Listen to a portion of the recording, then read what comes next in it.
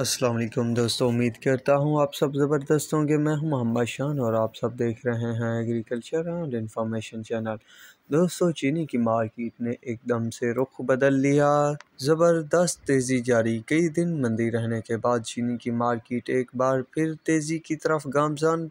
तेज़ी के बाद तमाम मिलों के नए रेट क्या हैं, तो चलिए सबसे पहले है JDW, तो 96.50-60 रुपये तक रेट चल रहा है। यूनाइटेड का 96.50, हमज़ा का 96.80, सांगड़ का 98.75, अलनूर का 98.75, इत्तेहाद का 96.60, गल्फ का 96.60, अल आबास का 98.25, तरपारकर का 98.25, ताहिर का 98.25, KT का 96.50, फातिमा का 97.50, शेखू का 97.50, किसान का 98.25, पॉपुलर का 98.25, रमज़ान का 98.25, सफ़ीना का 98.25, ठरकी का 96.60, अलायंस का 96.60, सिंधाबाद कर का 98.50, मीरपुर का 98.50, घोटकी का 96.80, किरण का 96.70, RYK का 96.80, चश्मा 1 का 98, चश्मा 2 का 98, लिया का